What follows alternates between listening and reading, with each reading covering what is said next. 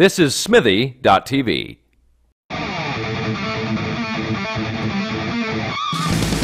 Welcome to the Meltdown.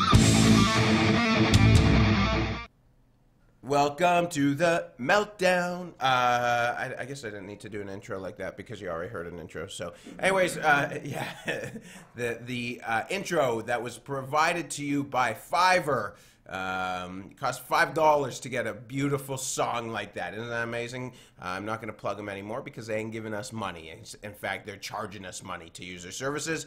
But I am JJ Lieberman alongside, are we in Vegas or where are we today? We are in Las Vegas Boulevard. Today in Toronto, Canada, it is May 5th and May 6th.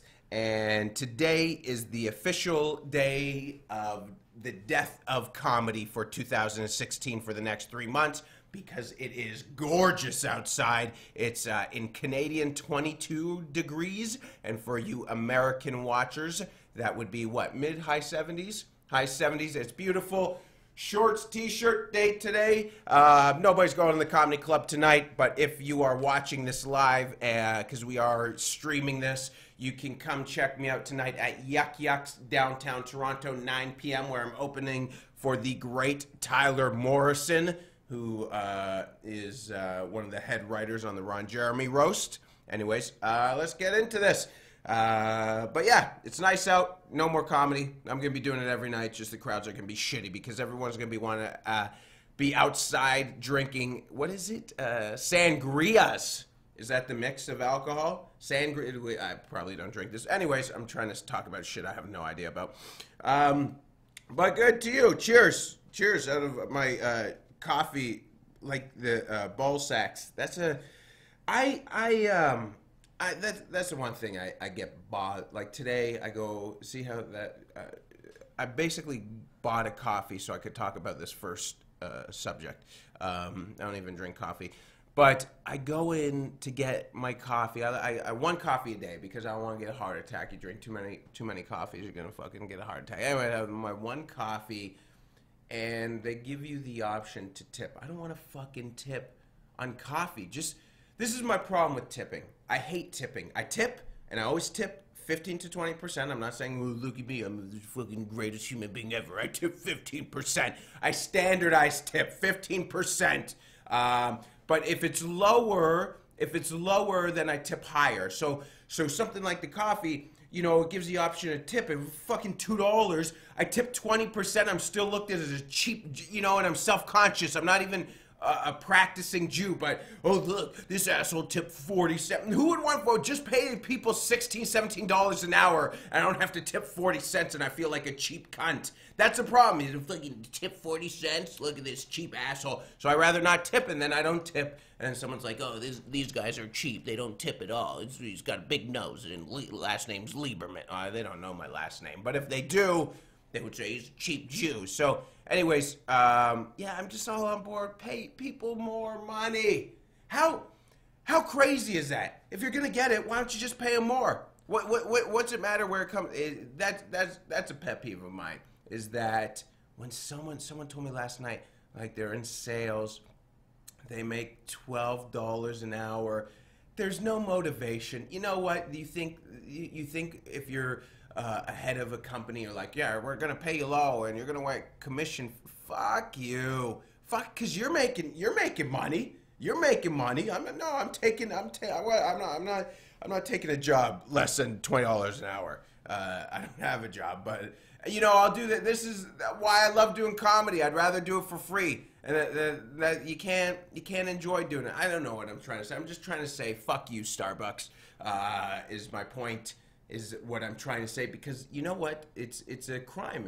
You know, we live in this information era where you know everything, but people still go into those places and they order these coffee milkshakes. They're like, oh, this is delicious. Yeah, it's pumped up with 4 days worth of sugar in one drink, and you can legally serve it. You worry about people smoking weed, but that's why kids are so fat. That's a problem. That's a fucking problem if you want to know the truth. That's why you got little Michelin men rolling around that I want to like pop with pins because they look like they're so bloated on Hershey Kisses and Skittles.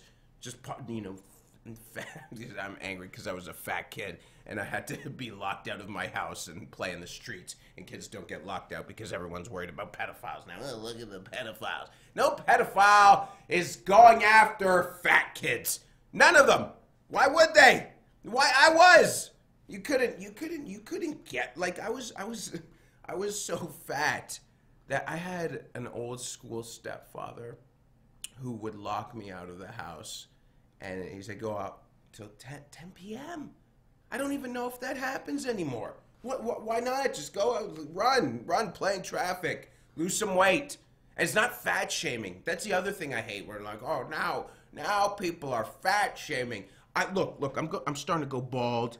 My friends make fun of me all the time for going like, JJ, you're losing your hair at the front of your hair. You got a 5 head and shit like that. You know the first thing I do? I either shave my head or I use Rogaine, which I'm doing, which 5% of the people in Propecia, they causes erectile dysfunction. And I use that shit. But what, you don't fat shame, because God forbid you fat shame. I used to be 300 pounds. You fucking fat shame me. I would have like, oh, maybe I got to lose some weight, but we got to pretend. We got to pretend like, hey, looking unhealthy is attractive. That's real attractive. That's a problem. When someone blogs something, it doesn't mean it's sexy. When someone says, usually the people blogging it are the people who are the unattractive. Let's see if this can go viral. I'm unattractive and disgusting, but let's say write an article for the Huffington Post and share it. Anyways, that's my anger towards. I'm just angry at fat people because I know how much they enjoy life. Look at this. I got a fucking quinoa salad. I don't want to eat that shit. It's garbage. But I'm like, man, I gotta stay healthy. I gotta, you know, I'm 36 years old. I gotta eat right. I gotta eat right, or else my heart. I wanna eat chicken fingers and French fries. That's the thing. I can't even. You know, I used to stay up all night going out partying and shit like that, and I would wake up and I would feel garbage. Now, if I just have a bad meal, I wake up the next day, and it's like I just partied. My body's falling apart. That's what happens when you get older. It's great getting older. You get wiser. Fuck it. I want to stay 20. I wish I had that Benjamin Button. Keep on going. Well, I don't want to keep on getting younger. I just wish you could hover at 23 years old. No, not 23. The ideal age, 31. 31, because you're still in the fitness zone, like you're still at your peak performance, fitness wise.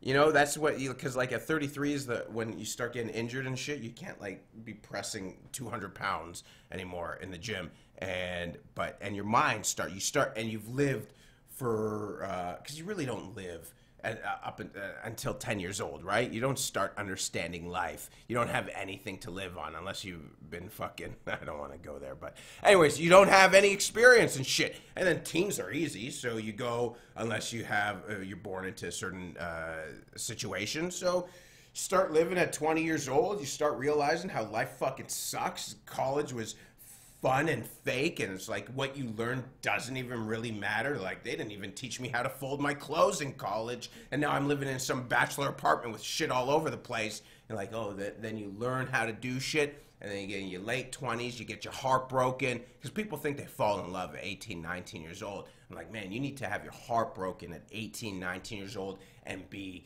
miserable. That's why older dudes are generally not male feminists, because older dudes have had their heart broken by women. And they're like, oh, fuck this, fuck it, I'm not going to be, I believe in equality, but I'm not going to be a pandering 20-year-old left-wing liberal kid. Like, that's the biggest thing that bothers me, is that this is a mess today, by the way, of a podcast. I've been everywhere, so if you're watching this might come off. I want to start a cult. That's what it comes down to. I want to start in the basement of a place right now, and I'm filming cult messages. I'm like, listen, you can't, but yeah, I would love to start a following of just the biggest lunatics. Like, the last episode got like 30 views. We're pushing it. We're starting to push it. But I just want 1,000 views an episode, 1,000 true fans of the lunatics, of people who have face paint while they're watching this. Like, they paint their face to watch this